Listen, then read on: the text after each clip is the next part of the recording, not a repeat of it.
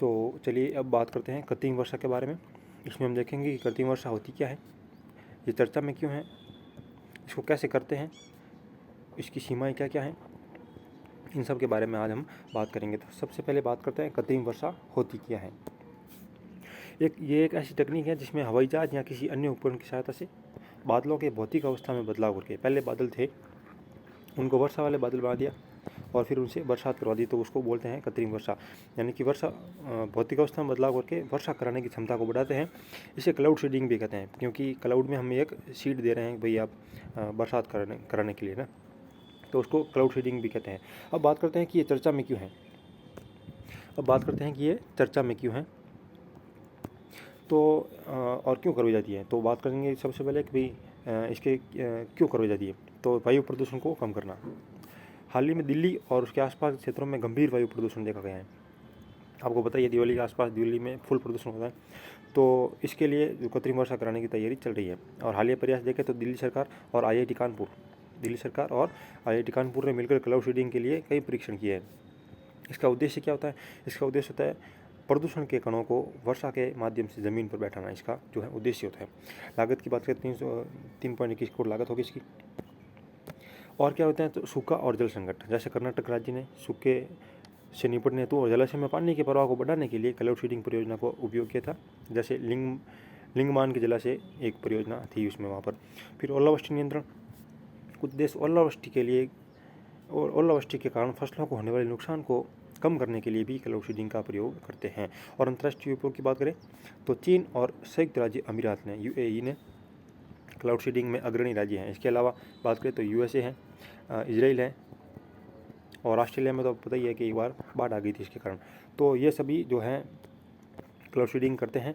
और अब बात करेंगे कि क्लाउड सीडिंग होती क्या है, मतलब कैसे काम करती है। तो अभी इसका देखें तो कृत्रिम वर्षा बढ़ाने के लिए जो है 2 चरण होते हैं, एक तो बादल के लेवल पर और दूसरा मशीन, भाई कौन कौन से जो है काम करने हैं। एक तो मशीन, रसायन और कैसे उनको पहुँचाना है वहाँ पर, वो काम। तो सबसे पहले होता है बादल का चयन और उसकी तैयारी। नमी युक्त बादलों की पहचान करना, और कृत्रिम वर्षा कराने के लिए पहले बादलों में पर्याप्त नमी होनी बहुत ज़रूरी है। और नमी के लिए वो तापमान, आर्द्रता और हवा की दिशा का भी जांच करके फिर बादलों की पहचान की जाती है। दूसरा होता है रसायनों का चुनाव। बादलों का प्रकार और तापमान के आधार पर सीडिंग के लिए उपयुक्त रसायन बहुत ज़रूरी है यहाँ पर। और कौन कौन से रसायन आते हैं, तो आते हैं सिल्वर आयोडाइड, सिल्वर क्लोराइड, उसकी बात करें तो फिर पोटेशियम आयोडाइड और सोडियम आयोडाइड, इनका जो है प्रयोग यहाँ पर किया जाता है। उसके अलावा जो है नमक का भी प्रयोग करते हैं, नमक हो गया, फिर शुष्क बर्फ़ हो गई। इन सब का जो है प्रयोग बादलों के जो है छिड़काव के लिए करते हैं, ताकि फिर वो सीडिंग एजेंट के रूप में काम करते हैं। और अब हम बात करते हैं छिड़काव के तरीके क्या क्या हैं। उससे पहले हम बात करेंगे कि भाई ये क्यों चर्चा में है। और कृत्रिम वर्षा के लिए अभी तो बात करें तो दिल्ली में अभी काम चल रहा है, दिल्ली में आपको पता ही है काम चल रहा है। और दिल्ली में क्यों करवा रहे हैं, तो बात करें तो दिवाली के मौसम की बात करें तो ये है दिवाली, ये क्या है, दिवाली। और ये हो गया पहले का मौसम और ये हो गया बाद का मौसम। अब दिल्ली में क्या क्या था, एक तो हो गया टेम्परेचर, यहाँ पर हाई था, अब टेम्परेचर धीरे धीरे दिल्ली का लो हो रहा है ना, क्योंकि सर्दियाँ आ रही है। दूसरी बात करें विंड मूवमेंट की, विंड मूवमेंट तो पहले विंड तो है चलती थी, मतलब गति थी उसमें, अभी जो है धीरे धीरे कम हो रही है विंड मूवमेंट, तो मूवमेंट जो है वो है कम हो गई है। इसके अलावा बात करें प्रदूषक की, तो आपको पता ही है कि भाई अभी एक तो उसके पड़ोसी राज्य कौन कौन से दिल्ली के, एक तो हो गया पंजाब और एक हो गया हरियाणा। और दोनों में पता है कि धान की जो है कृषि की जाती है, और अभी धान की फसल ले ली, उसके जो पीछे चारा बचा, जो भी वेस्ट बचा उसको फिर वो जला देंगे तो धुआं आएगा, और धुआं जाएगा कहाँ, धुआं जाएगा दिल्ली के अंदर। इसके अलावा दिवाली के पटाखे भी हैं, दिवाली के पटाखों से जो धुआं बना फिर वो भी धुआं कहाँ जाएगा, सीधा जाएगा दिल्ली के आसपास जो है पर्यावरण प्रदूषण करेगा। अब धुआं तो होता है, लेकिन इसके अंदर और क्या क्या होता है, तो धुएं के अंदर बात करें, धुएं के अंदर तो फिर ये करता है AQI ख़राब, जो कि है वेरी हाई। दिल्ली का अभी कौन सा है, वेरी हाई AQI है। अब बात करें तो AQI के अंदर क्या क्या नापते हैं, तो सबसे पहले बात करते हैं PM10 की। ये एक पर्टिकुलेट मैटर इसका नाम है, पर्टिकुलेट मैटर 10। फिर आता है PM2.5। इसके अलावा हो गया CO, CO2, O3, NH3 या फिर लेड हो गया PB, यानी कि इन सब के बारे में जो है अध्ययन किया जाता है AQI के अंदर। लेकिन सबसे जो खतरनाक है वो है PM10 और PM2.5। PM10 और PM2.5 इतने खतरनाक है कि आप मान लो कि भी ये जो है हम सांस लेते हैं ना,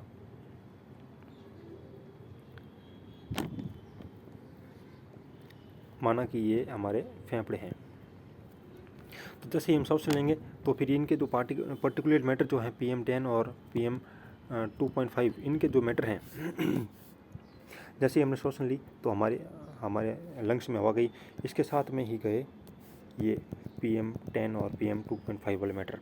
PM10 तो यहाँ पर रुक जाता है, लेकिन PM2.5 जो है ये हमारे यहाँ से जो रक्त में हवा जाती है शुद्ध हवा, उसके साथ में ये PM2.5 जाता है और हमारे रक्त के अंदर घुल जाता है। तो आप सोच सकते हो कि भाई अगर आपके पास में किसी ने आग जलाई, प्लास्टिक का जो भी है जो जलाया, तो वो धुआं सीधा आपके रक्त में चला गया, तो कितना खतरनाक हो सकता है ये चीज़।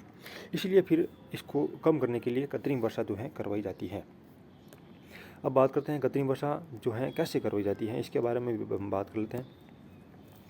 और इसका जो है PM जो सॉल्यूशन है, इसका सॉल्यूशन क्या है, तो इसका सॉल्यूशन है कि भाई आप या तो विंड मूवमेंट को तेज़ कर दो ताकि जो भी जो हवा है वो कहीं और चली जाए, जो कि पॉसिबल नहीं है। इसके अलावा और क्या है, तो स्मोक टावर होते हैं, एक होते हैं स्मोक टावर अब दिल्ली में पूरे फैल हो रहे हैं, क्योंकि जो 1 साल की उनकी कैपेसिटी होती है वो 1 दिन में वो है कर रहे हैं। तो फिर और क्या होते हैं, तो फिर और आती है एक रेन करवा दो।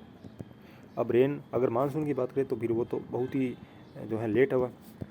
मावठ की बात करें तो वो भी अभी नहीं आएगा, तो लेकिन नवंबर में अभी करवानी बहुत ज़रूरी है। इसलिए फिर वो हम करते हैं आर्टिफिशियल रेन या फिर क्लाउड सीडिंग। फिर इसकी जो है हम बात करते हैं। तो अभी देखें तो क्लाउड जो सीडिंग है उसका कैसे करते हैं काम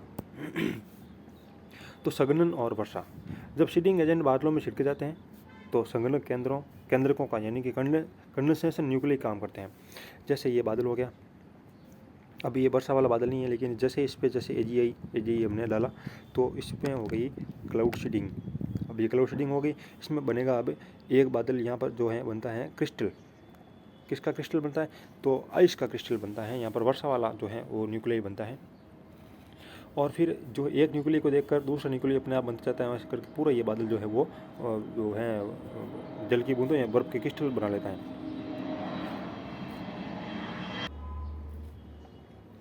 तो जैसे कि माना कि ये जो है बादल है, इस पर हमने AGI डाला यानी कि सिल्वर आयोडाइड डाला, तो यहाँ पर जो है बर्फ़ का क्रिस्टल बन गया। धीरे धीरे ये पूरा जो है ये बादल पूरा एक बर्फ़ का गोला बन जाएगा या फिर बर्फ़ का क्रिस्टल बन जाएगा। फिर ये जो है भारी हो जाएगा, तो भारी होगा तो फिर गुरुत्वाकर्षण यहाँ पर काम करेगा, और जो भी इसके जो पानी है वो बर्फ़ के रूप में या फिर बारिश के रूप में धरती पर आ जाएगा। इसे ही हम बोलते हैं क्लाउड सीडिंग या फिर आर्टिफिशियल रेन। तो अब ये बात करते हैं कि काम कैसे हो गया। अब बात करते हैं कि भाई ये काम कैसे करता है। तो संघनन और वर्षा वाली बात होगी कि जब क्लाउड सीडिंग एजेंट के रूप में बादलों में काम आते हैं, जब क्लाउड सीडिंग एजेंट को बादलों में छिड़के जाते हैं तो बादल जो है संघनन केंद्रों या फिर कंडेंसेशन न्यूक्लियस का काम करता है, और बादल छोटे छोटे पानी के कण या नमी इन सीडिंग एजेंट के कारण चिपक कर यानी से जमकर बड़ी और भारी मात्रा में जल की बूंदें या फिर बर्फ़ का क्रिस्टल बनाते हैं। जब ये बूंदें या क्रिस्टल इतने भारी हो जाते हैं कि हवा इनका प्रतिरोध नहीं रोक पाती, तो फिर ये वर्षा, ओले या फिर हिमपात के रूप में ज़मीन पर गिरते हैं। तो ये कुछ हमने बात की कि भाई कैसे काम करता है, क्यों करवाया जाता है। अभी दिल्ली में जो करवाई है वो चर्चा में रही, इसके अलावा जयपुर में भी करवाई थी, जयपुर में भी जो कि पूरी तरह से फैल रही। यहाँ पर एक बांध था रामगढ़ बांध को भरने के लिए जो है कृत्रिम वर्षा का प्रयास किया गया था, जो कि पूरी तरह से फेल हुआ था। अब बात करते हैं कि भाई और क्या क्या होता है इसके अंदर। तो अभी ये तो हो गया। अब बात करते हैं चुनौतियाँ, इसकी चुनौतियाँ और सीमाएँ क्या क्या हैं। तो चुनौतियों की बात करें, सबसे पहले तो अधिक महंगी है, अधिक लागत होती है इसकी, यह प्रक्रिया बहुत खर्चीली है। इसके अलावा बादलों की उपलब्धता, सफलता के लिए बादलों का पर्याप्त नमी होना बहुत ज़रूरी है। इसके लिए न्यूनतम 40% नमी बहुत ज़रूरी है, यानी सूखे बादलों से ये काम नहीं होगा। अस्पष्ट प्रभावशीलता, कई दिन के अनुसार क्लाउड सीडिंग वर्षा में वृद्धि दर आमतौर पर 10 से 30% तक होती है, यानी कि ये हमेशा सफल नहीं होगी। पर्यावरणीय चिंताएं हैं, सिल्वर आयोडेट जैसे रसायनों का प्रयोग पर्यावरण पर प्रतिकूल प्रभाव डालता है। इसके अलावा जमीन जल का बंटवारा, कुछ विशेषज्ञ मानते हैं कि एक क्षेत्र में वर्षा कराने के आसपास का क्षेत्र में वर्षा की मात्रा घट सकती है। हाँ बिल्कुल ये सही बात है, क्योंकि जो है संतुलन बहुत जरूरी है यहाँ पर। इसके अलावा और भी एक चीज़ आती है कि भाई वर्षा करवाना हमारे हाथ में है, उसे रोकना हमारे हाथ में नहीं है, रोकना हमारे हाथ में नहीं है। जैसा कि ऑस्ट्रेलिया के अंदर हुआ था, ऑस्ट्रेलिया के अंदर समथिंग 2002 के अंदर ये बात हुई थी, जिसके अंदर वर्षा उन्होंने करा दी लेकिन वहाँ पर बाढ़ आ गई थी। तो फिर ये जो है ये भी खतरनाक तरीके से हो सकता है, क्योंकि इसको रोका नहीं जा सकता। फिर एक बार जो चालू हो गई तो फिर ये हो गई। तो फिर ये बात हमारी हो गई आज कि आर्टिफिशियल रेन क्या होती है और इसको क्यों करवाया जाता है, इसको कैसे करवाते हैं और इसकी सीमाएँ क्या क्या हैं, ये सभी बात हमने आज जान ली है। इसी के साथ ही आप सबका धन्यवाद।